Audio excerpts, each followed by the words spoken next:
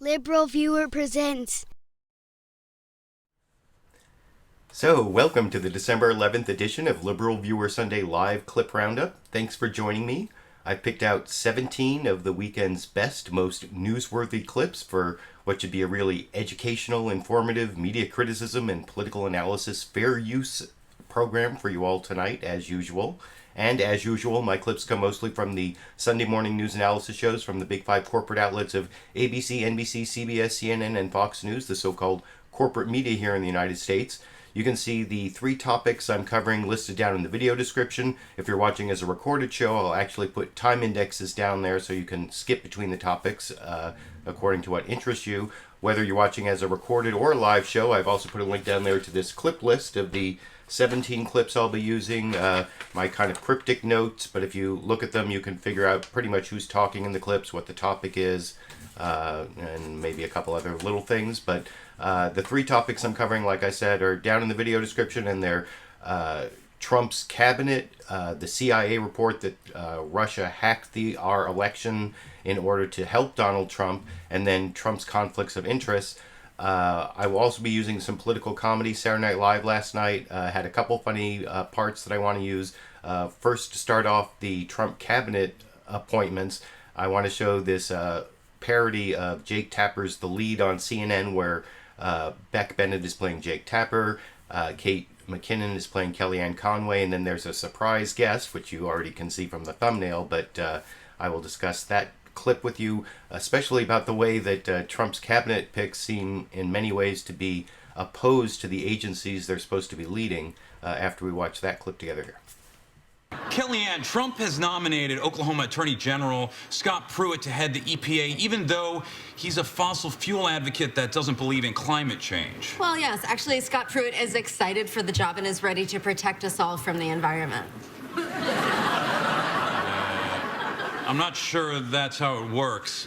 This pick is not the only one that has people scratching their heads. There's also the decision to name the CEO of Carl's Jr. and Hardee's, Andy Puzder, as Secretary of Labor, even though Puzder does not support a minimum wage. Kellyanne, it's almost like Mr. Trump appoints these people specifically to undermine the very agencies they head. Are these bad picks? No, Jake, they are not bad. They are alt good. Wasn't...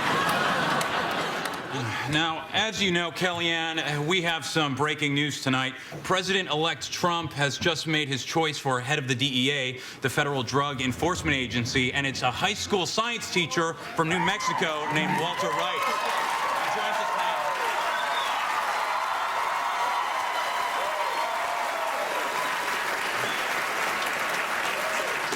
Hello, Jake. Walter is amazing. He came highly recommended by Steve Bannon. Oh, yeah. Steve's the best. We've had some times. Where did Mr. Bannon find you? In the comments section at Breitbart. And I'm really surprised he tracked me down because I've kind of been off the grid for a while. And you're a high school science teacher? Yeah. Now, do you know anything about drug enforcement? Oh, trust me. I know the DEA better than anyone, inside and out. Mr. White, how did you even get considered for this job? Do you know Donald Trump? Nope. Nope. But I'm a big fan. I like his style. He acts first and then asks questions later. I also like that wall he wants to build. Nothing comes in from Mexico, meaning a lot less competition for the rest of us. You mean jobs? Sure. I thought that last part of Bryan Cranston's coming back and reprising his role as Walter White, I thought that was funny about the wall to stop competition for Mexico and jobs. Sure, that part. The rest of it, I don't know. I thought was a little bit contrived, but I always liked Kate McKinnon's Kellyanne Conway impression, and I thought especially the sort of like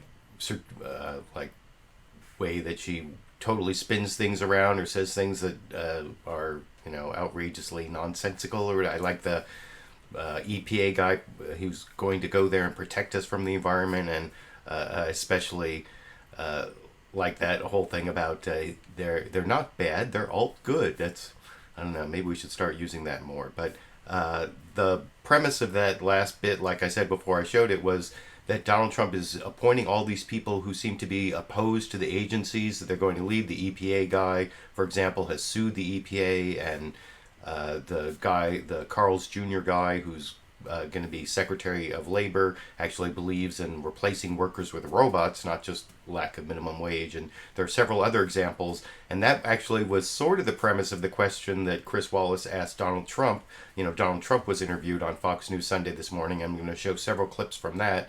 And his premise wasn't quite that the people were being appointed to undo the jobs of the agencies. He made it a little more, Fox News palatable to the Fox News viewers, but where he's saying they're appointing people who will undo Obama's legacy, and asked him about that. But here you can see how Donald Trump answers that question, and I will discuss it with you after we watch it here. Name cabinet heads, department agency people at EPA, at Labor, at Health and Human Services, Education, who are diametrically opposed to what those agencies have been doing for the last 8 years.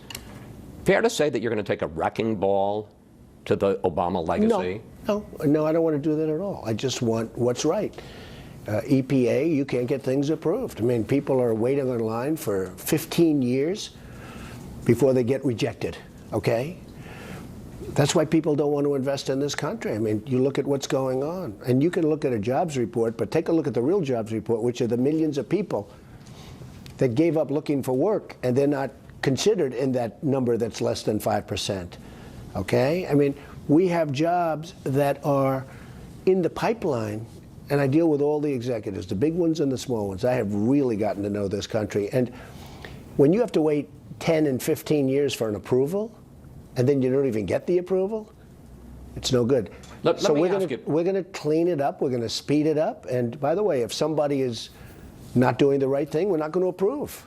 Let's talk about the environment, because in the last week you met with Al Gore and you met with Leo DiCaprio, famous environmentalist. And there were good meetings. And on the other hand, you appointed Oklahoma Attorney General Scott Pruitt to be the head of EPA. Speed up the process. He's been suing EPA. Sure. At one point in the campaign, you said it's a hoax. I think it's a big scam for a lot of people to make a lot of money. In the meantime, China is eating our lunch because they don't partake in all of the rules and regulations that we do. On the other hand, you told the New York Times that you're open-minded about it. I am open-minded. So where are you on the environment? I'm still open-minded. Nobody really knows.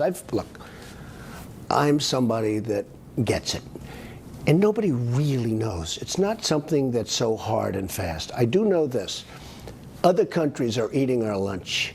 If you look at what China's doing, if you look at what I could name country after country. You look at what's happening in Mexico, where our plants are being built, and they don't wait 10 years to get an approval to build a plant, okay? They build it like the following day or the following week. We can't let all of these permits that take forever to get stop our jobs. I won because of the fact that people that are great, great American people have been forgotten. I call them the forgotten man and the forgotten woman. They've been forgotten. And you, in all fairness, and all of the folks in your world in business, you forgot about these people. They're not going to forget about them in 4 years. They're already trying to figure out what happened. But I understood it because I understand our country. Let me ask you a couple of specific questions. Will you still pull out of the Paris Climate Agreement, which has been signed by more than 100 countries to reduce carbon emissions? Will you restart the Dakota Access Pipeline, which the Army just stopped? Okay, let me not answer the Dakota, because perhaps that'll be solved by the time I get there, so I don't have to create enemies on one side or the other. But I will tell you, when I get to office, if it's not solved, I'll have it solved very quickly. Meaning you're going to start it? I'm not saying anything. I just say something will happen and it'll be quick. I think it's very unfair. So it'll start one way or the other. You'll have a decision pretty quickly. And also the Keystone Pipeline, you're going to have a decision fairly quickly. And you'll see that. Now, Paris, I'm studying. I do say this. I don't want that agreement to put us at a competitive disadvantage with other countries. And as you know, there are different times and different time limits on that agreement. I don't want that to give China or other countries signing agreements an advantage over us. You have already named 3. So that was Donald Trump talking about his cabinet picks and whether they're going to undo the Obama legacy at the beginning. But you saw by the end there, he was actually talking about climate change because his EPA director is, going to protect America from the environment, as the Kellyanne Conway parody said in that Saturday Night Live clip. And did you notice there in that last minute or so when Chris Wallace was asking about the Dakota pipeline, he said he wasn't going to say one way or another, but one way or another it was going to be started up again because it was so unfair. He seems to pretty much made his mind up on that. And I was reading the live comments along the way. I saw this one before that part of the clip. Joshua Dunn was saying,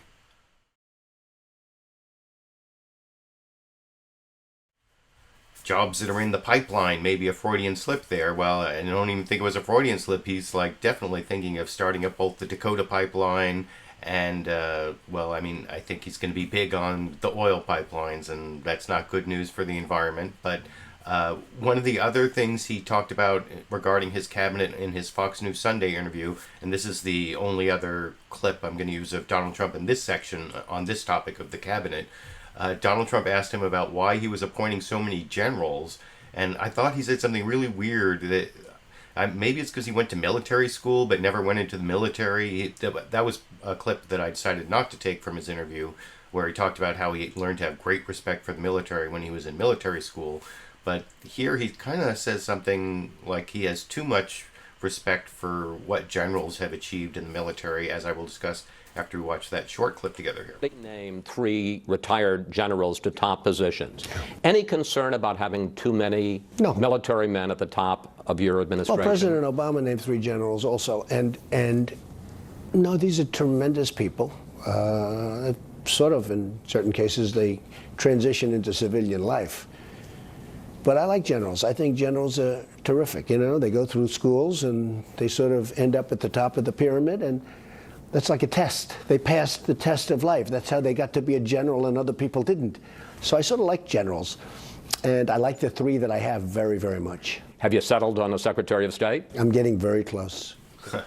And I'm not going to go into the Secretary of State thing, although I do have a couple clips on that in a minute from some senators. But generals have passed the test in life and got to the top of the pyramid. They passed the test in life that other people didn't. That's how they got to be generals. I don't know. I don't know where you get that perspective. I mean, I'm not saying generals don't have to be very successful, hardworking people to become a general. Usually, I think. I mean, there may be some, bureaucratic generals who are not that necessarily bright, or wasn't it Donald Trump who was attacking the generals and saying how he knew more than the generals? But I guess those were just the wrong generals. And I want to move on now to what might be the possible opposition to some of Donald Trump's cabinet picks. And the first topic or subtopic I want to bring up on that is from Senator Bernie Sanders' interview over on CBS's Face the Nation with John Dickerson, where John Dickerson asked him if he now regretted the fact that the Democrats gave up the filibuster against presidential appointees, and he said no, and he explains why. But then he also explains what tools they do have to try to oppose nominees, which I will discuss with you after we watch that clip here. Fossil fuel. Well, let me ask you about that. Those selections that Donald Trump has made to those that go through the Senate.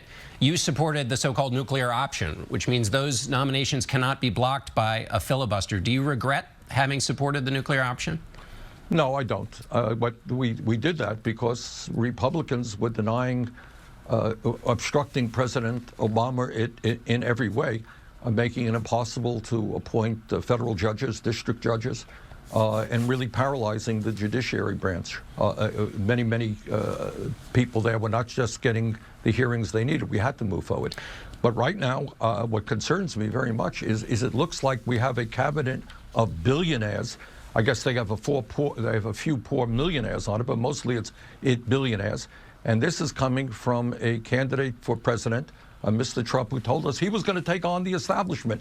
Well, maybe I'm not seeing something here, but you don't appoint the head of Exxon Mobil to be Secretary of State. That's not quite taking on the establishment. You don't appoint a cabinet of billionaires to be taken on the establishment. So we will see how the hearings proceed, but I think there are a lot of very important questions that have to be asked of these nominees. But without the filibuster, there's really not much Democrats can do in the Senate.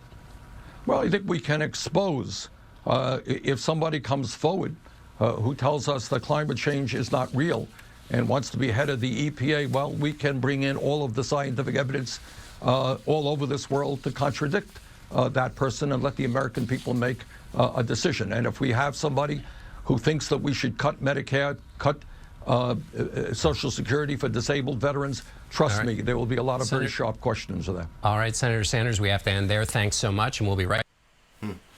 So that was Senator Bernie Sanders explaining how they can try to use logic and reason and the facts to combat these nominees when the Democrats don't have the filibuster anymore. So basically 51 votes or actually 50 votes and the vice president breaking the tie, and any of these nominees become the members of the cabinet. And, you know, I actually don't think it's that big a deal for nominees, even though some of these nominees are pretty atrocious.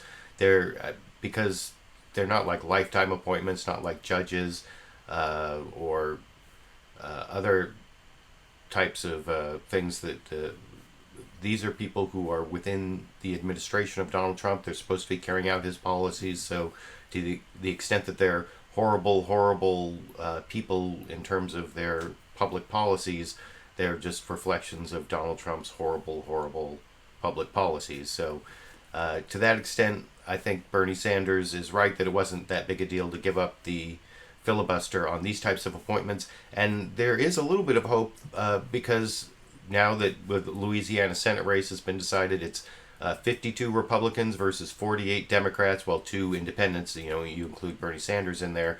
And so all the Democrats have to do is win over 3 Republicans. And I'm going to show you 2 Republicans who may or may not, at least are voicing the possibility of opposing some of Donald Trump's nominees. The first one is Senator Rand Paul. He was asked about Rex Tillerson, this Exxon CEO who was possibly going to be nominated Secretary of State this week. And he actually was keeping an open mind on Rex Tillerson, even though Rex Tillerson was given like some order of friendship or some medal of friendship or something by Vladimir Putin because he's made so many business deals with Russia's national oil companies.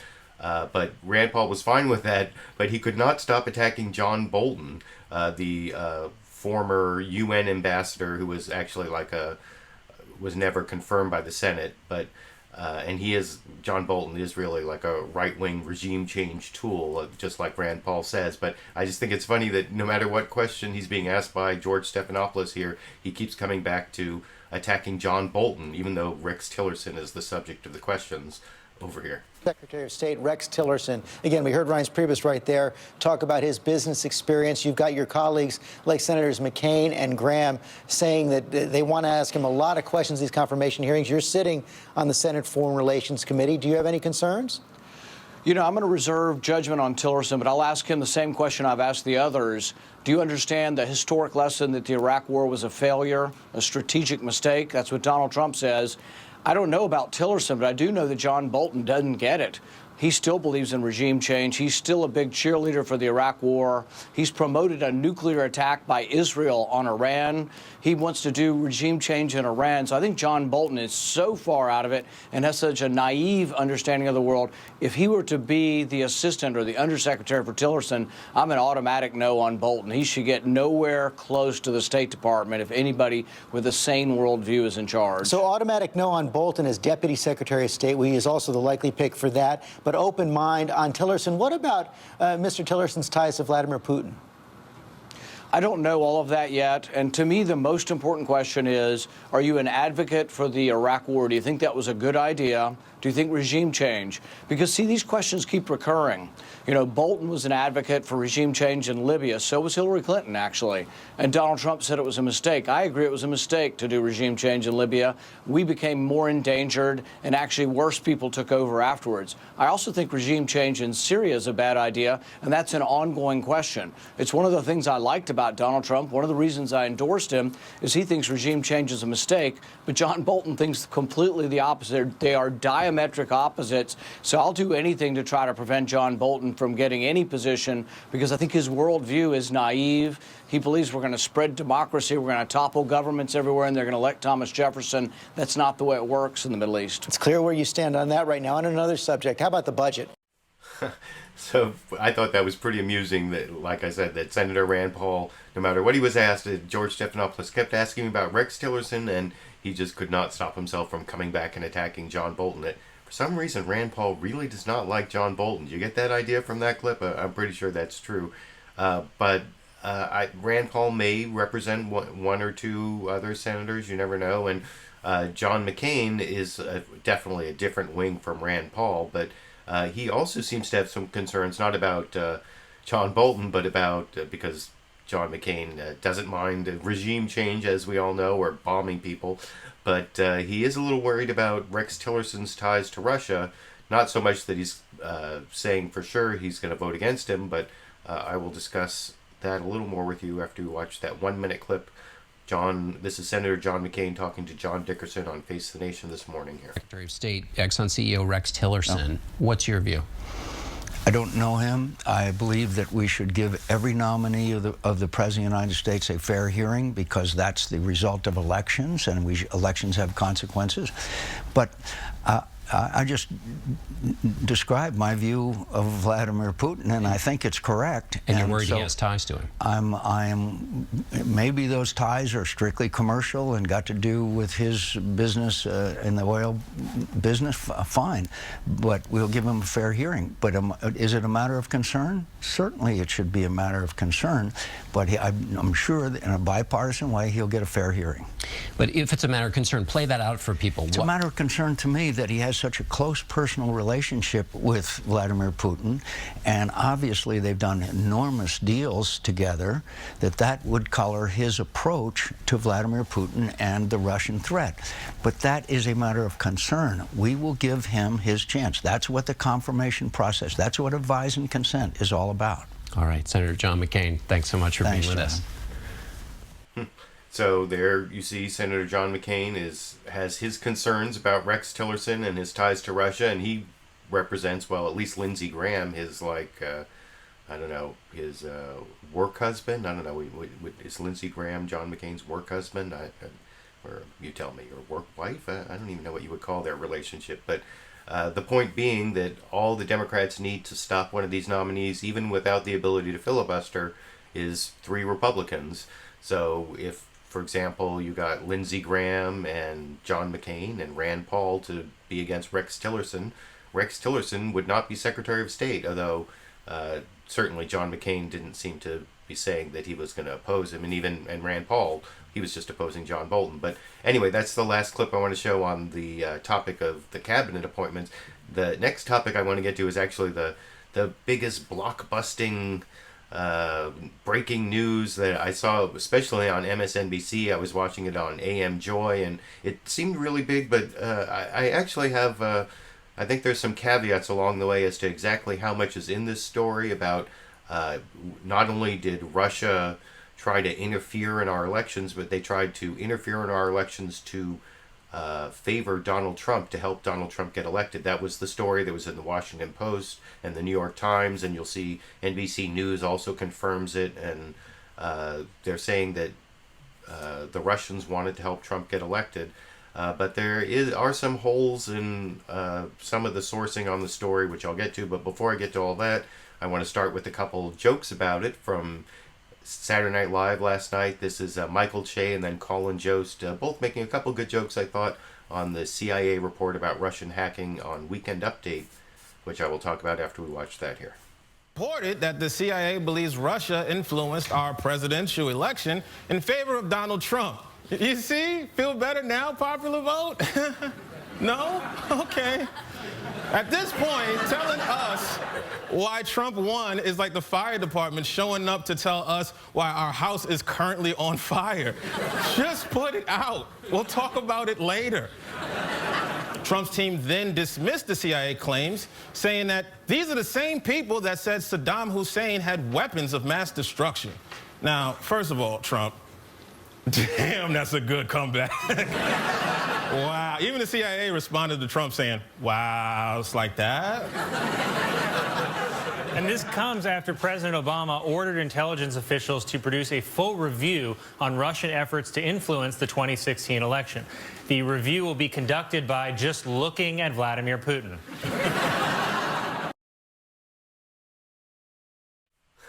So yeah, I thought that last joke from Colin Jost was kind of funny, and Michael J had a couple good ones there, both like, wow, it's like that, and it does seem like there's going to be this ongoing conflict between Donald Trump and the CIA, which I'll cover a little bit later, but then also the idea, well, I don't know, I thought those sets of jokes were funny, but I want to move on to the actual news. It is getting a little bit late. My show's a little later than usual, and I want to first show how NBC really played this up, and this is kind of an introduction to the next clip where Chuck Todd and Reince Preibus go at it for like over 8 minutes, with Chuck Todd trying to get Reince Preibus to even admit that Russia was involved in trying to influence our elections. And but before I get to that clip, I want to show the way that NBC really puffed up the story, stronger than any of the other networks, I think, based on the Washington Post and New York Times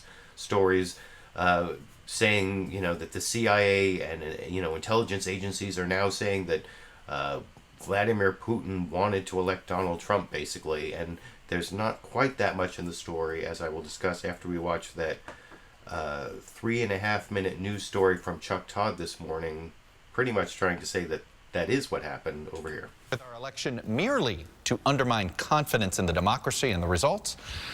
But a senior administration official was quoted as saying this: "It is the assessment of the intelligence community that Russia's goal here was to favor one candidate over the other to help Donald Trump get elected." Further, in September, the White House wanted congressional leaders to sign off on a bipartisan statement supporting efforts to ensure the integrity of the election. But according to the Post, at least 2 Republican lawmakers, including Senate Majority Leader Mitch McConnell, who was not persuaded by the CIA's conclusion, wouldn't sign on to it. Partisan politics aside, this is not about the results of the election. It's about a hostile foreign government trying to influence our election, just as the Russians have been accused of doing in Germany and Italy just in the last 2 weeks. As stunning as the CIA's conclusion, equally remarkable was Donald Trump's decision to side with a foreign government over our own chief intelligence agency. Donald Trump declared war on the intelligence community in a statement filled with hyperbole on Friday night. These are the same people that said Saddam Hussein had weapons of mass destruction. The election ended a long time ago in one of the biggest electoral college victories in history. It's now time to move on and make America great again. The New York Times is reporting that intelligence agencies have concluded with high confidence that Russia hacked the Republican National Committee's computer systems, but chose to leak only Democratic Party documents to the public. RNC spokesman Sean Spicer tweeted defensively, "Don't miss tomorrow's Sanger New York Times exclusive interview with Elvis riding his unicorn on a rainbow with Santa." And Trump has consistently downplayed intelligence about Russian hacking. It also could be somebody sitting on their bed that weighs 400 pounds, okay? Meanwhile, he has publicly flirted with Putin numerous times. I was in Russia. I was in Moscow recently, and I spoke indirectly and directly with President Putin, who could not have been nicer. I think I'd have a good relationship with Putin. Who knows? He's been a leader far more than our president has been a leader. Even inviting Russia to conduct espionage against Hillary Clinton. Russia, if you're listening, I hope you're able to find the 30,000 emails that are missing. Leading Senate Republicans are already preparing to launch a probe into Russia's involvement. If the evidence is what I think it will be, then we'll have a bipartisan effort to sanction Putin and his inner circle for their interference not only in our election, but destabilizing the world. And before he leaves office, President Obama is looking into it too. The president has directed the intelligence community to conduct a full review of what happened during the 2016 election. The man who appears to be Trump's choice for Secretary of State, ExxonMobil CEO Rex Tillerson, has deep ties to Putin. In 2013, the Kremlin awarded Tillerson the Order of Friendship, one of the highest honors for civilians. My relationship with Vladimir Putin, which dates back almost 15 years now, I've known him since 1999, and I have a very close relationship with him.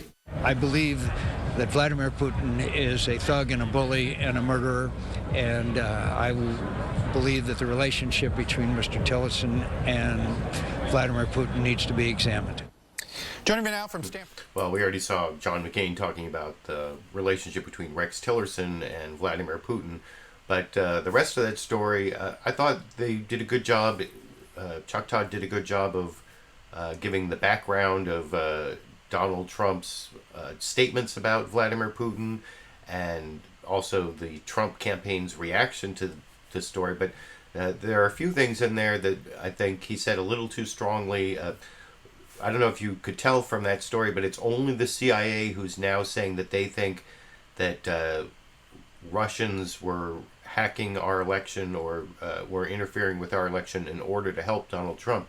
The other intelligence agencies have not reached that conclusion. And one thing that Chuck Todd said in that report, he said that the Russians hacked both the DNC and the RNC, both the Democrats and the Republicans, but then only released stuff from the Democrats. And there actually isn't a conclusion that the Republican National Committee itself was hacked, which is the reason that this next clip, and this is a long, painful 8-minute, 20-second clip that you're going to watch Chuck Todd and Reince Preibus going back and forth about trying to get Reince Preibus to admit anything about these intelligence agencies and Russia interfering with our elections. And he's very, very defensive. He spends a lot of time saying that the RNC, the Republican National Committee that he was the head of before he became the nominee to be Donald Trump's chief of staff, that the RNC was not hacked. And that takes up about 3 of the 8 minutes here, just that whole thing. And but I think it's a really good indication of how defensive Donald Trump's, because Reince Preibus is usually like the more like sober, rational, non-shouting guy, but he seems to get really upset about this particular charge, and I'll discuss that with you after we watch the long, painful 8-minute, 20-second clip together over here. Reports in both the Washington Post, New York Times, NBC News has confirmed it, that the assessment from the CIA is not only did Russia make an attempt to interfere in the 2016 election to be disruptive, but they actually were trying to be disruptive in order to help Donald Trump. And the transition put out a statement that essentially humiliated the CIA and saying that Donald Trump didn't believe the assessment from the CIA because these are the same people that said there were weapons of that Saddam Hussein had weapons of mass destruction. Does Donald Trump have confidence in America's intelligence? Of course he has confidence in America's intelligence, but we don't have confidence in the New York Times releasing a report of unnamed sources of some kind of study that itself, in the Washington Post, said was inconclusive, to claim that because the CIA had hacked emails of the DNC and the RNC and only used DNC emails, that meant that Russia was trying to influence the election. Because the other piece of this, Chuck, is that the RNC was absolutely not hacked, number one. We had the FBI in the RNC. We've been working with the FBI. Why? We've had intelligence experts here. Wait, hang on. No, hang on, Chuck. No, the RNC explain why was you not, had the FBI was there. not hacked. Well, then why was the FBI involved? Well, it's really simple. Well, it's really simple.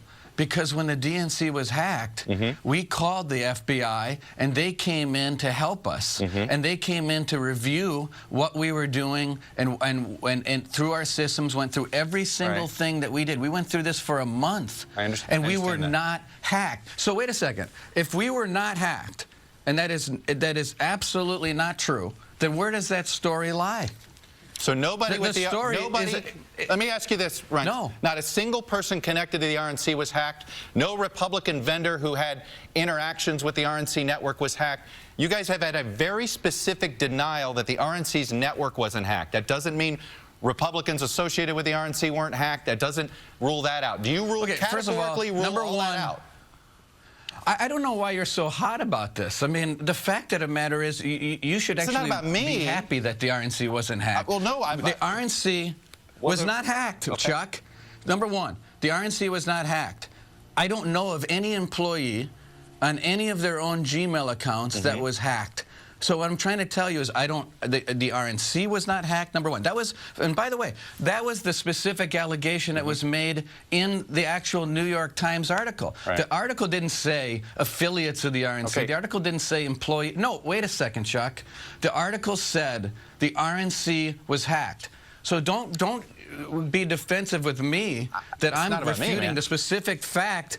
Well, I'm refuting the specific fact that was made in the article to create this entire firestorm. And the specific fact, as we've been told by the FBI repeatedly, including 2 days ago when we checked back with them about this issue, repeated the fact that the RNC was not hacked. So do you tell me where this story is at? Why would the press run with something that wasn't true? Let me ask you, though, about the CIA's assessment. I understand you want a specific denial about the RNC. The CIA has made this assessment, but Donald Trump so ignored the assessment. Do you not believe Russia was involved? Do you not believe anything that Russia was attempting to infiltrate the U.S. election system in any way, shape, or form?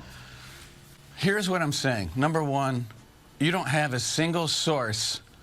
I've given you a source, specifically me, who runs the RNC, to say that the RNC was not hacked. You tell me who the specific source on the other side of this that says the RNC was hacked. Okay, you say, okay, we covered Reince, that. my question's not about the RNC. Reince, I'm getting to it. No. Chuck, my question is about whether or not Russia tried to infiltrate our election in some way, shape, or form. The hacking of the DNC, the hacking of John Podesta. You don't believe, you and Donald Trump do not believe Russia was involved in that at all? That's what your statement said Friday night. And what I'm asking you, Chuck, is tell me what the specific source that you have, other than a New York Times article that claims that through unnamed sources who they say was also inconclusive. What source are you using to be so adamant to get a response from me on something that doesn't have a source to it? What's your source? So what you're saying is until the CIA comes out and produces somebody on the record, you're going to dispute this the entire time. I'm not disputing. I just don't know whether it's true or not. And if it is true, so you don't believe, that means you do not believe, Reince, that means you do not believe the assessments of the U.S. intelligence community. How can I? Wait a second. Now you're so circuitous here, Chuck. No, I'm just saying. I'm asking you. You guys have the sourcing. You are getting briefings on this. You have been briefed. The president-elect was briefed on this. It's clear you don't believe it. I'm asking you why you don't believe it. Number one, I don't have. I'm not in those briefings. First of all, and eventually I will be. But the second thing I'm telling you is you have no source, no conclusive source that you're using other than a false article in the New York Times, somehow claiming you keep that this is the New York Times. Fact. You're ignoring the Washington Post report for obvious reasons because you want to deny the RNC aspect of that. No, I understand I'm not that, ignoring the Washington Post report. The Washington Post conclusion had to do with the CIA's assessment of it. What I'm saying is, do you believe, let's just clear this up, does the president-elect believe that Russia was trying to muddy up and get involved in the election in 2016? Number one, you don't know it, I don't know it, and there's been no conclusive or specific report to say otherwise. So that's the first thing. The second thing I would tell you is that you don't have any proof that the outcome of the election was changed. Forget about who did the hacking. Do you want to know? Even if someone did the hacking, no. You don't have any. Tell me, how do you know that? Does he want to know? What specific? Of course we want to know. So there's going to be an investigation? He wants an investigation on Capitol Hill? Of course. Listen, I don't know what investigations he wants, but yes, we do want to know. But what I don't want to do, Chuck, is have a debate with you over an unnamed source that the article said was inconclusive over who hacked and why they hacked. Look, someone hacked. We don't like that. I don't like it. No one wants it. We want to protect American interests. It's America first. I don't want the DNC hacked. I don't want anybody hacked. But I don't know who did the hacking. That's my point. So the second point I would make is you have no idea whether the hacking even influenced the election. You dispute 17 different intelligence agencies that have assessed that Russia agents were behind this. You dispute this? Chuck, this is insane. In the same article about those 17 agencies, the report was inconclusive. You're forgetting the most important piece. It was inconclusive about Vladimir Putin, Reince. It was not inconclusive that Russian agents were involved. There's a difference. And I understand why you're trying to parse Chuck, this, but there is a difference. Do you I'm not believe any of this? I'm not trying to parse it. I don't know who did the hacking, Chuck. The article is based on a lie that the RNC was hacked, so the entire premise of the article is false. The sources are unnamed, and the report was inconclusive. Listen, I don't want anyone hacked, okay? The point is, though, we need to find out more facts about this situation. Then we can make intelligent decisions later, and you and I can have a more intelligent conversation about what to do about it. All right. Reince Preibus, I think we have to leave it there because of time. Mr. Priebus, you bet, Chuck. You got it. Until we meet again. Thanks for coming on. Whew. Did you get all that? So, I mean, I think Reince Preibus had some good points there, although why he kept, like, perseverating on the idea that the RNC wasn't hacked, that seemed to waste a lot of time there. I mean, the idea, though, that he was saying that it's inconclusive as to who hacked, and that sort of harkens back to what Donald Trump said in the news story you saw earlier about how it could have been, some guy in, his bedroom in New Jersey or whatever, some 300-pound guy in New Jersey. I can't remember exactly what the wording was, but the 17 U.S. intelligence agencies have determined what Chuck Todd said they're Russian agents. That doesn't mean agents of the Russian government, though. That's why they don't know if Vladimir Putin was involved.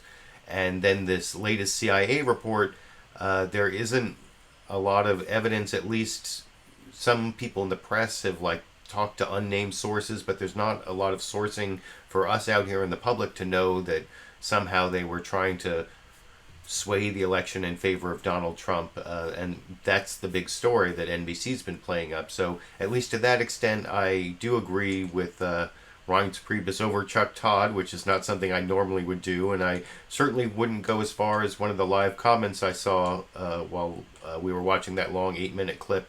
This is from Middle Brother, saying that Chuck is lying. Well, I think he was playing up the story that was in the Washington Post and the New York Times and the unnamed sources and drawing conclusions and maybe jumping to conclusions. I don't know if I would go so far as to say he was lying, but that's the opinion of Middle Brother, one of the live viewers. I appreciate all the live viewers who are posting comments. The live comments actually help with my fair use argument if I ever get a claim by any of these corporate news outlets.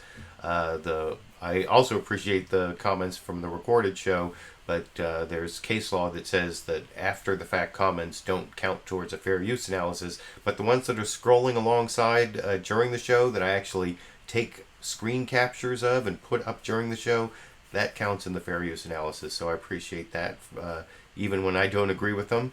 And having shown that long, painful 8-minute, 20-second clip from Reince Preibus and Chuck Todd, where Reince Preibus was trying to downplay the whole Russian angle, right after that, Chuck Todd had on Adam Schiff, who's a Democrat on the House Intelligence Committee, basically giving, I think, a more measured view, not as far as Chuck Todd went in his questioning, I think, but this is, I think, the more reasonable view of what the intelligence currently shows. This is only about half as long as the last clip, but it gives the other side, and I'll talk about it after we watch that together here. When the White House had sensitive intelligence about Russia and the election to share with Congress, they convened what is called the so-called Gang of 12 in intelligence speak. These are House and Senate leaders and key committee chairmen. One of those attending this meeting was Congressman Adam Schiff of California. Schiff heard firsthand the evidence that Russia was trying to tip the scales in Donald Trump's favor. Schiff is the top Democrat on the House Intelligence Committee, and he joins me now. Congressman Schiff, welcome to Meet the Press. Thanks, Chuck. I know you were listening to my interview with Reince Preibus, the incoming chief of staff, and he was denying, was looking for sourced information that would somehow prove this allegation, was not ready to accept the conclusions of these intelligence reports that say Russia was at least trying to do something with this election. Obviously, the CIA went even further. What can you share with us to prove something to Reince Preibus to essentially say you're wrong on this? Well, first of all, I thought that interview was breathtaking. There's really no doubt that the Russians hacked our institutions. So you don't have the Director of National Intelligence making a public statement the way he did in October without there being a broad consensus of all the intelligence agencies. And frankly, I don't know a Democrat or Republican who has heard the intelligence that would quarrel with those conclusions. So I think that's fact one. The Russians definitely, this was not China. This wasn't some 400-pound guy in New Jersey or anyone else. This was the Russians. Second, in terms of what the Russians were after, plain they were after sowing discord, and in this they were spectacularly successful. But it wasn't alone sowing discord. They had a candidate with very pro-Putin, pro-Russian views, who belittled NATO, who was willing to potentially remove sanctions on Russia. And by contrast, they had in Secretary Clinton a candidate very tough on Russia, and who they blamed, as Ambassador McFaul said, for the protests, the mass demonstrations against the corruption in the Russian elections in 2011.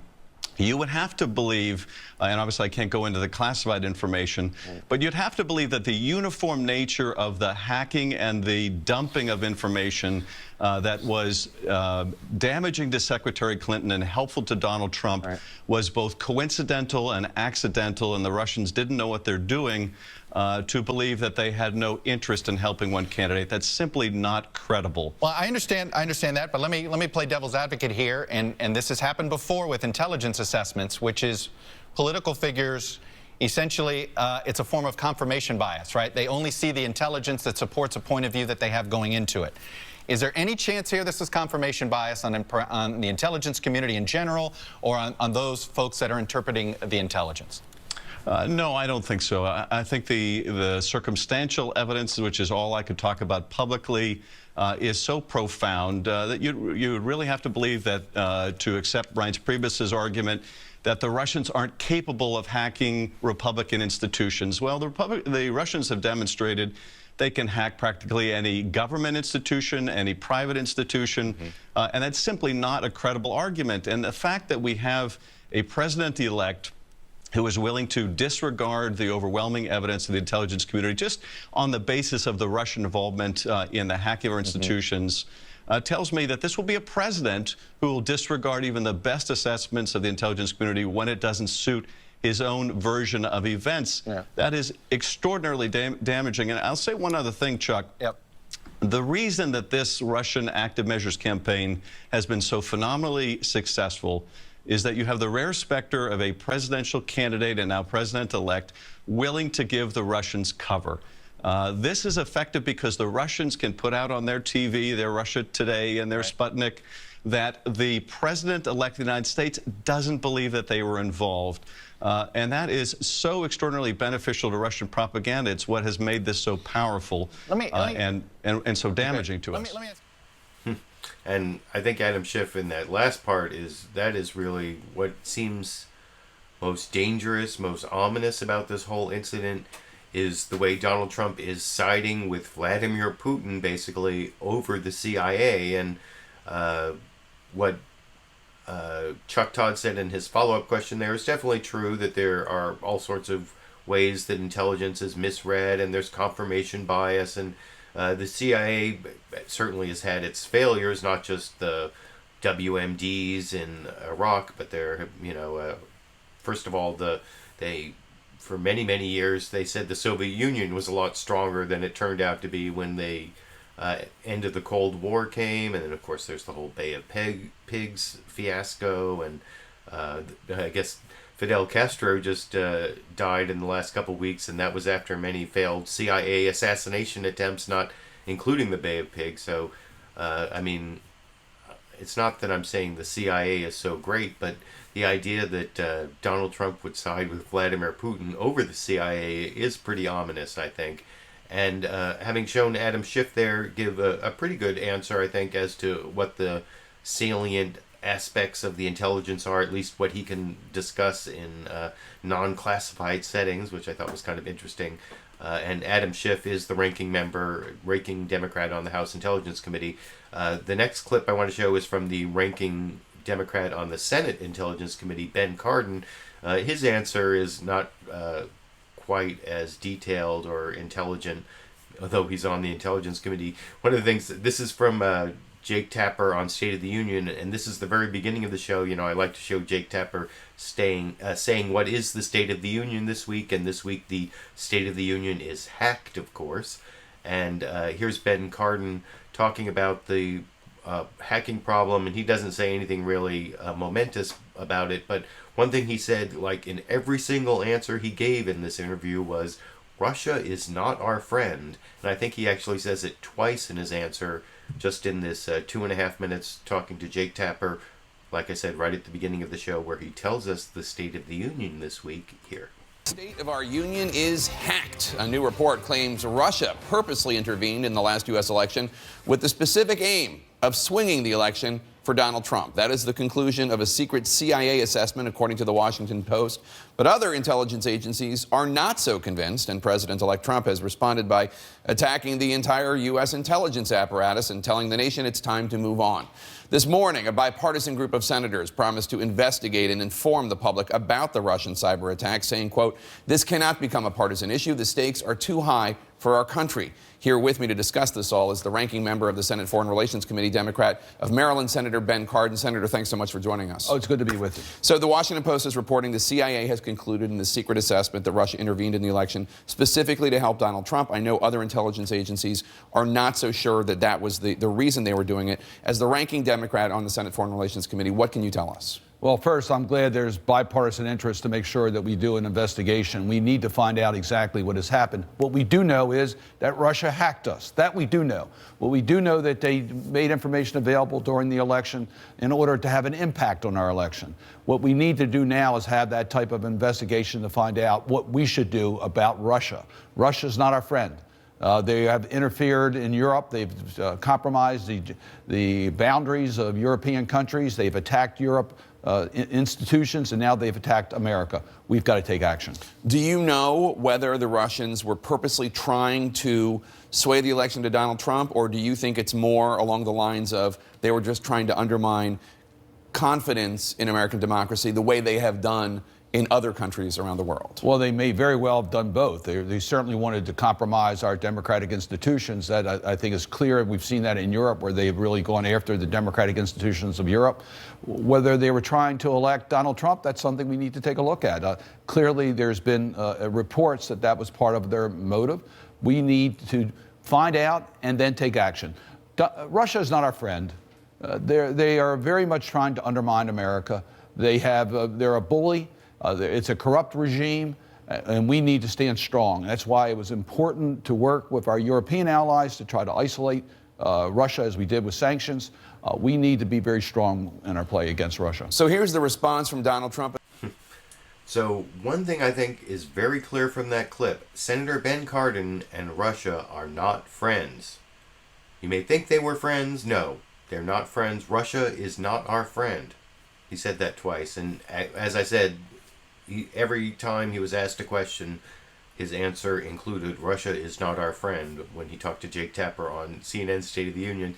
And by the way, in that beginning part, I thought Jake Tapper did a better job than Chuck Todd did back on Meet the Press in terms of parsing out the difference between what some intelligence agencies say and what other intelligence agencies say. And then the last thing about that clip that another thing I thought was a little ominous is at the beginning of Ben Cardin's answer, when in addition to talking about how Russia was not our friend, he seemed to be talking about like what we needed to do to Russia to retaliate for what they did to us. And there was another clip I saw of Claire McCaskill that I didn't take, where she was also talking about some classified stuff in terms of retaliation against Russia. And that sounds kind of ominous, not having to do with Trump being ominous in a Trumpian sense, but just in terms of U.S. Foreign policy and the possibility of cyber warfare and even other types of warfare. I don't like that very much at all, but Speaking of things I don't like very much at all, I'm going to show you a couple clips of Donald Trump, President-elect Donald Trump now, also talking about this Russia thing in his interview on Fox News Sunday this morning. First, where he says the whole thing is ridiculous, and talking to Chris Wallace in the interview, and then he just tries to obfuscate and say, no one really knows what's going on, it's all confusing, and basically trying to admit as little as possible about Russia hacking our election, possibly to favor Donald Trump, as I will discuss with you after we watch that clip here. According to the Washington Post, the CIA has concluded that Russia intervened in the election to help you win the presidency. Your reaction? I think it's ridiculous. I think it's just another excuse. I don't believe it. I don't know why. And I think it's just, they talked about all sorts of things. Every week it's another excuse. We had a massive landslide victory, as you know, in the Electoral College. I guess the final numbers are now at 306, and she, down to a very low number. No, I don't believe that at all. You say you don't know why. Do you think that the CIA is trying to overturn the results of the election, or somehow to weaken you in office? Well, if you look at the story and you take a look at what they said, there's great confusion. Nobody really knows. And hacking is very interesting. Once they hack, if you don't catch them in the act, you're not going to catch them. They have no idea if it's Russia or China or somebody. It could be somebody sitting in a bed someplace. I mean, they have no idea. So why would the CIA put out the story that the Russians wanted you to win? Well, I'm not sure they put it out. I think the Democrats are putting it out because they suffered one of the greatest defeats in the history of politics in this country. And frankly, I think they're putting it out, and it's ridiculous. We ought to get back to making America great again, which is what we're going to do. And we've already started the process. You've said repeatedly you don't believe the intelligence community's analysis that the Russians were involved. You take a look. They're not sure. They're fighting among themselves. They're not sure. But the question is, these are the folks you're going to have to rely on to know what's going on in the world. Of course, they've made changes, at the top. I mean, we're going to have different people coming in because we have our people, they have their people, and I have great respect for them. But if you read the stories, the various stories, there's disputing. I mean, they're disputing, and certain groups don't necessarily agree. Personally, it could be Russia. I don't really think it is, but who knows? I don't know either. They don't know, and I don't know. I just want to ask you about your They don't know, and I don't know. Of course, as Chuck Todd pointed out in his questioning of Reince Preibus that lasted so long, the 17 intelligence agencies have all concluded it was Russian agents who were involved, and it's based on basically the fingerprinting of the malware that they use, from what I understand, and also just the IP addresses. I don't know if that's somehow masked, or maybe it's somehow something beyond what I understand in terms of what I read in the articles. But from what I've read, all the intelligence agencies are saying that it's people in Russia who did the hacking of the DNC and these other institutions, John Podesta's emails. But whether it's the Russian government, that's a different question. And Donald Trump was just trying to obfuscate it. He's back to like the 300-pound guy in New Jersey in his basement or whatever, and not even admitting that it could be Russians. And then Chris Wallace was talking to him there about his relationship with the intelligence community and why he doesn't believe all these intelligence agencies. And there was this follow-up question that I took separately, where it's on the same issue, but it's specifically on the issue of why Donald Trump hasn't been taking his daily intelligence briefings. Remember, I showed Kellyanne Conway, I think last week, saying he wasn't always skipping them, and apparently he's doing them, like he's only taken 2 or 3 of them, and it's because he's like a smart guy. That's why he's like a smart guy, and that's why he doesn't have to take daily intelligence briefings. I'm not joking. That's why. And you can see it for yourself over in this clip. Skepticism about the intelligence community. You are getting the presidential daily brief only once a week. Well, I get it when I need it. But is there some skepticism? First of all, these are very good people that are giving me the briefings. And I say, if something should change from this point, immediately call me. I'm available on 1 minute's notice. I don't have to be told, you know, I'm like a smart person. I don't have to be told the same thing and the same words every single day for the next 8 years. Could be 8 years, but 8 years. I don't need that. But I do say, if something should change, let us know. Now, in the meantime, my generals are great, are being briefed, and Mike Pence is being briefed, who is, by the way, one of my very good decisions. He's terrific. And they're being briefed, and I'm being briefed also. But if they're going to come in and tell me the exact same thing that they told me, that, you know, it doesn't change necessarily. Now, there'll be times where it might change. I mean, there'll be some very fluid situations. I'll be there not every day, but more than that. But I don't need to be told, Chris, the same thing every day, every morning, same words. Sir, nothing has changed. Let's go over it again. I don't need that.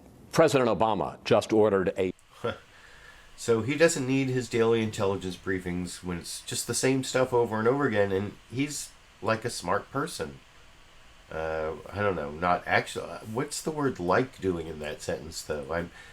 He's not saying he's a smart person, but he's saying he's like a smart person, and I don't know. Maybe I actually agree with that. But before I leave the topic of Russia and especially the conflict between Donald Trump and the CIA before he even becomes president, I want to show this final clip of Kellyanne Conway. She was only on Face the Nation this week, and having shown the clip at the beginning of the Kellyanne Conway parody, and now I've shown Jake Tapper a couple clips ago that you could compare to the Jake Tapper parody. Well, here's the actual Kellyanne Conway talking about why is it that if Donald Trump is just worried about whether the sourcing is accurate on this report about Russia hacking the election, why is Donald Trump going at them at their most tender spot? That's what John Dickerson says, like their biggest failure in the last 15 years. Why are they going after the WMDs in Iraq that nobody ever found? And Kellyanne Conway, she actually, I don't think she has a good answer for the question, but then she, of course, segues into, like, be like Barack Obama and just accept the inevitable of Donald Trump becoming president, as I will discuss with you after we watch that clip here. Hearing you say is that he's really questioning this specific claim. But if that's the case, why then did the transition team put out this statement that said these are the same people that said Saddam Hussein had weapons of mass destruction, referring to the intelligence community? That's not a criticism of this specific finding. That is taking their worst moment in the last 15 years and defining the entire intelligence community by that. Why would he take a swing like that at these people he's now got to work with? The real question is, why are people taking this specific allegation, which still has confusion among the agencies, no on-the-source record, unnamed official, quote, in the Washington Post? That's not, you can't take that to the bank and make all these conclusions about it. It's a totally valid point, but then why respond to it by saying, you know, let's go back 15 years and talk about the worst part of your record in the intelligence community and remind everybody about that? It seems disproportionate. Everything you say is right. Why believe rumors, but then why, in response to these allegations in the paper, take a swing like that at the entire intelligence community? You know, it's disproportionate, John. Just the criticism, the naysayers, the election deniers, that's what's disproportionate. That's not you, and that's not your colleagues there, but that is many people right now. And I'll tell you, it's very unfortunate. It's very unfair. This is a democracy that deserves a peaceful transition. The election was 5 weeks ago, practically, and you have people trying to relitigate it now through this instance, this allegation, frankly. And it's, you know, if you're Team Trump, you're accustomed to this. But I want to tell everybody, take the cues and the clues from President Obama himself, who has not just congratulated Donald Trump as the new president, but conceded to him, and he and his advisors have made very clear to all of us, beginning with the president-elect and the vice president-elect, they're there to support this peaceful transition into democracy. And I just believe unfounded allegations like this really undercut that. Kellyanne, we appreciate you being with us. Thank you so much. Thank you, John. And now joining us from...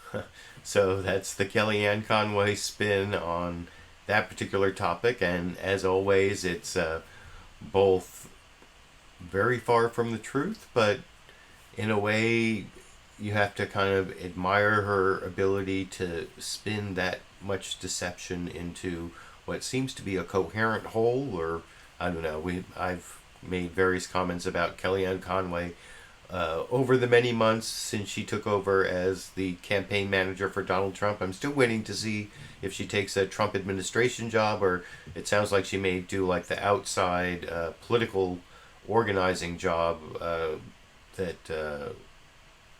so she won't be in the administration, but I guess we'll have to wait and see on that. So that was the last clip finally on the whole Russia CIA report that Russia has hacked our election in order to help Donald Trump get elected, or at least that's the way I saw it reported on MSNBC and NBC. And then there's a lot more nuance to it, as I hope you learned along the way as we showed those clips. Now, so the next topic is something that I don't think has been covered enough. In my opinion, has gotten way too little coverage on most of the media. A little more, I think, on NBC and MSNBC. Well, I'm giving some kudos to This Week, ABC's This Week with George Stephanopoulos, where they spent a significant amount of time covering the conflicts of interest from Donald Trump's businesses to the presidency. And I've covered this several times in the last few weeks when it's come up with questions asked to members of Trump's cabinet or his surrogates, his Reince Preibus and Kellyanne Conway I've showed. Well, first I want to show, this is almost 3 minutes of news reporting from Brian Ross on ABC's This Week with George Stephanopoulos, talking about the Trump conflicts of interest, and even going to the Trump hotel in D.C. and harassing the guests at the hotel to ask them, why are you staying here? Are you hoping to curry favor with Donald Trump? With these Saudi, or no, not Saudi, from I think it's some people from Bahrain, or anyway, I'll talk about it with you after we watch that clip together here. As the president-elect prepares to address these conflicts in a press conference this week, our chief investigative correspondent Brian Ross reports on Trump's global business empire and what it means once Trump enters the White House. For Donald Trump's business partners around the world, including the developers of this luxury golf course in Dubai, what some in the U.S. may see as a conflict of interest is for them money in the bank. His brand has become stronger, more global. We're definitely benefiting out of that.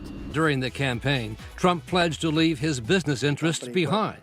If I become president, I couldn't care less about my company. But since the election, Trump, from his penthouse office in New York City, has used the power and prestige of the presidency to promote his business interests. He took time to meet with the Indian developers of 2 Trump towers in their country, who posted this picture and then took it down.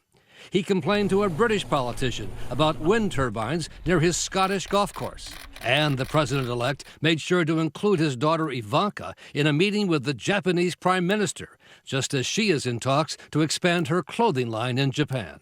With Trump investments or deals in at least 18 countries around the world, even those whose advice has been sought by the Transition Office say the president-elect is leaving himself open to serious conflicts. You're going to have foreign entities, foreign governments offering sweetheart deals in the hope of favorable action from the President of the United States. That may already be happening at the new Trump luxury hotel in Washington, D.C., which seems to be the new in-spot, the place for foreign governments and special interests to show loyalty to Donald Trump. Earlier this week, the Kingdom of Bahrain rented out the presidential ballroom at an estimated cost around $100,000 to celebrate its national holiday. So we showed up to ask why here. Last year at a different hotel. Is this because Mr. Trump is the president-elect? I have no comments. The wealthy Kingdom of Bahrain certainly has good reasons to court the incoming Trump administration. Its human rights record has been harshly criticized by the U.S., accused of torture, even threats of rape and other violence against political opponents. Outside, as Bahrain diplomats left, they still weren't talking. You don't want to say anything at all? And security men blocked our cameras. Trump says the hotel will become even more valuable since he's going to be in the White House. All you have to do is follow the money. And if you follow the money, it leads right back to Donald Trump's pockets. And this coming week, as Trump announces his plans to resolve conflicts of interest, the government of Azerbaijan will be spending big money here to throw its own holiday party. For This Week, Brian Ross, ABC News, Washington. Thanks to Brian for that. I'm joined.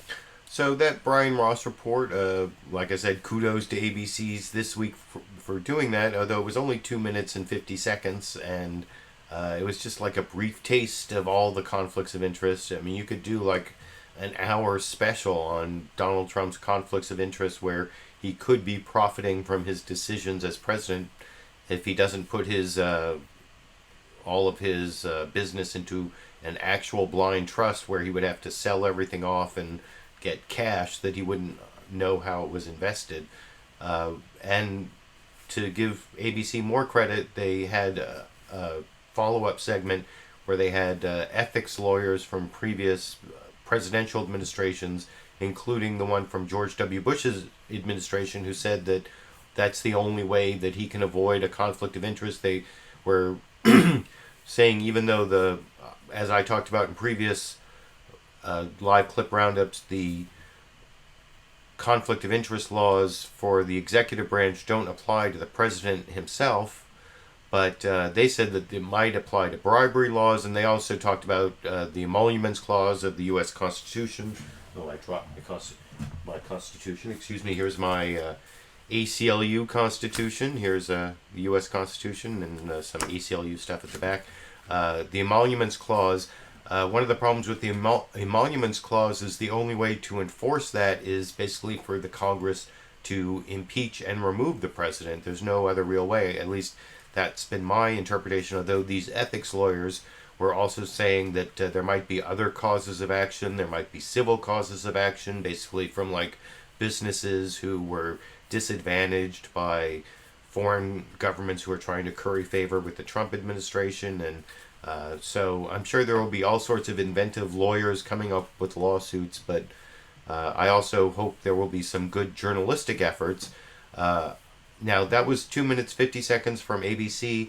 The next 3-minute 10-second clip I want to show is from Fox News Sunday, where Chris Wallace did an okay job at least talking about some of these conflicts. First, the idea that he's going to be the executive producer on The Apprentice, which Newt Gingrich called bizarre, so that's what Chris Wallace used to question him on it.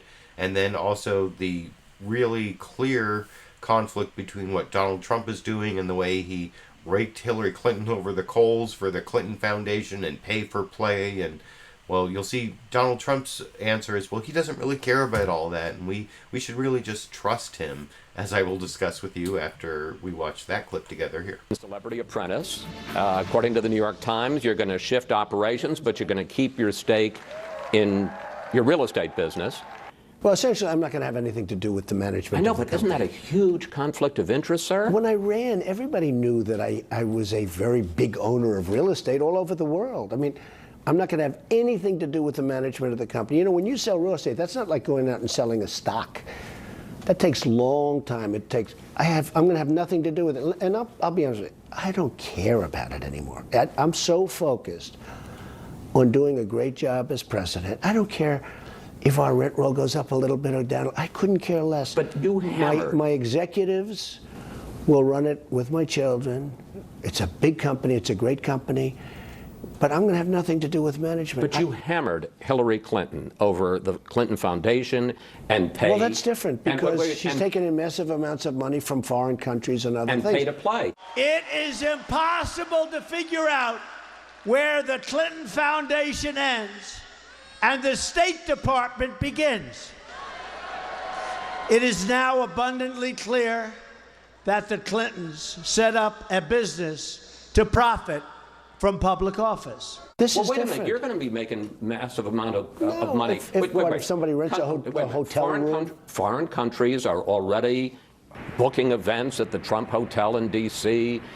You've got business operations, deals with foreign countries. Chris, this is all stuff that's done. Isn't this on steroids? No. No. Foreign interests trying to curry favor with the President of the United States. If I were going to do new deals right now, I am turning down billions of dollars of deals. I will tell you, running for president, the money I spent is peanuts compared to the money I won't make. And that's okay, because this is so important. What I'm doing is so important. This is a calling. This is a movement. It's not just me. It's millions and millions of people, and you got to see it firsthand. I'm not going to be doing deals at all. Now, that would be, I don't even know if that's a conflict. I mean, I have the right to do it. You know, under the law, I have the right to do it. I just don't want to do it. I don't want to do deals because I want to focus on this. But by my not doing deals, I turned down 7 deals with one big player, great player, last week because I thought it could be perceived as a conflict of interest. But your kids are going to be able to do it? Probably $1 billion of deals that I turned down. But if your kids do it, isn't it going to be the same thing? No, it's totally different. They're not president. I mean, they're not president, but they're not going to do it either.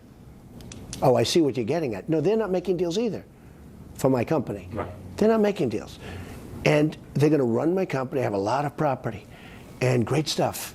They're going to run it. We're going to run it. Hopefully they're going to run it properly. I'm sure they're going to run it properly. But I'm not going to do deals. And I think, I think that's going to be good. How many times have you spoken to Barack? So he's not going to do deals anymore. His children are going to run the company, but they're not going to do deals when they run the company, which I don't even know exactly what that's supposed to mean. Like, doing deals is some, like, other type of business where people are, like, making out like bandits, and he's getting all these, I don't know, he's, like, somehow profiting from other people, and he's not going to be doing that while he's president. He's done profiting off the misfortune or the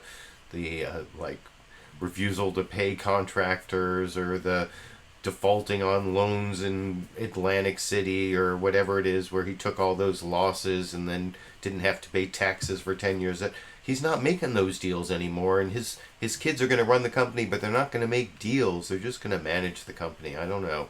And, well, that more of that's going to come out this week, but I don't know how he's going to get it by any, like, decent type of ethics lawyers.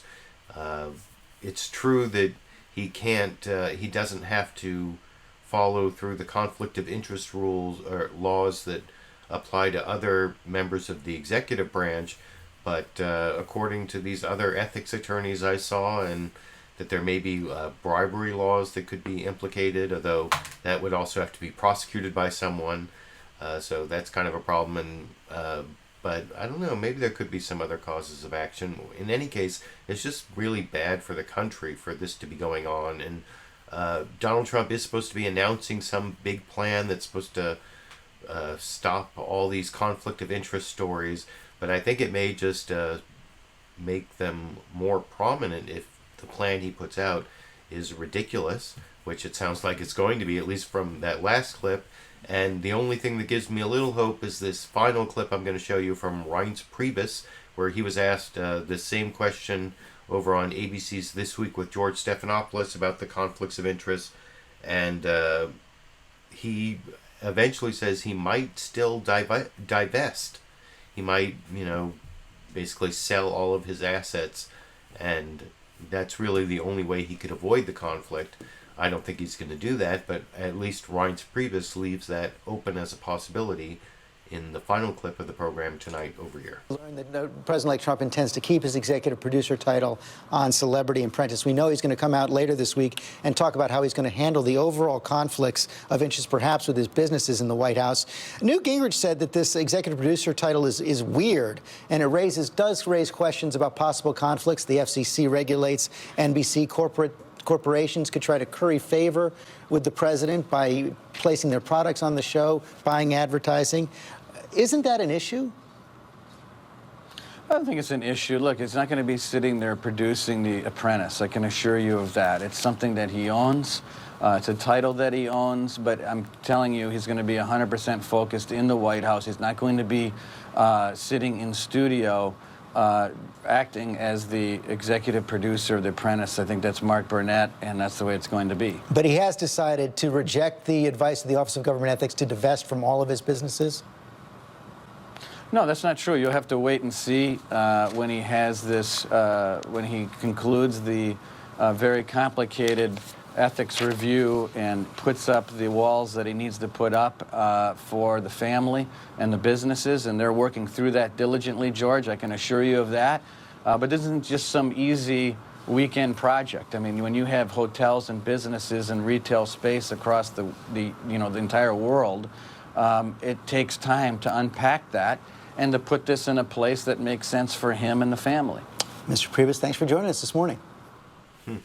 So Reince Preibus wouldn't completely deny that they were or say that there was no possibility that they're going to divest from the businesses, but if you listen to the rest of his answer there, it sounds more like they're going to set up walls. I guess Donald Trump likes building walls. Well, these are what are called Chinese walls. This is something they do in ethics, where so that people on one side of the wall don't know what's happening on the other side of the wall, so they can't have conflicts of interest. But the whole thing is not going to work. If you go back to that Brian Ross piece from ABC earlier on all the conflicts of interest, just the taste of the conflicts that Brian Ross gave in that 2-minute 50-second piece, it's just going to the Trump hotel in the District of Columbia, whether you're from the Kingdom of Bahrain or Azerbaijan or whoever's going to try to raise his rent rolls. You heard Donald Trump in his answer say, whether the rent rolls go up a little bit or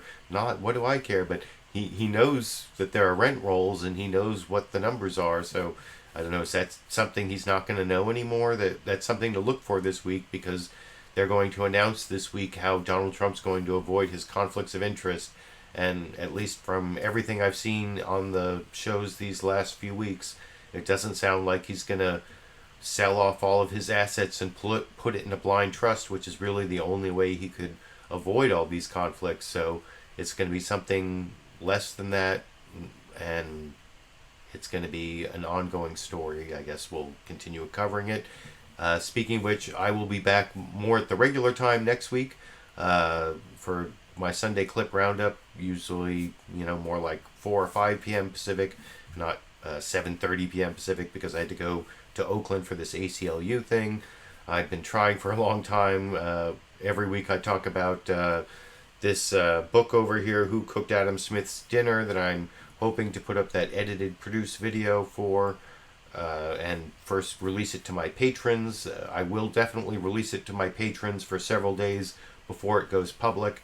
If you want to become one of my patrons and get benefits like that, you can go down to the link in the video description and to my Patreon page and pledge monthly to help support my videos if you like all these clips I picked out and my commentary. Or you can give me direct fan funding for one time by clicking on this little eye over here in the corner. I appreciate all the people who support my program financially in those ways, or just by joining me and posting your comments, giving me a thumbs up, sharing my video on social media, Twitter, Facebook, what have you. And I guess until I have time to put up one of these edited, produced videos, or until I'm back next Sunday with my Sunday clip roundup, I guess I will be seeing all of you around the internet.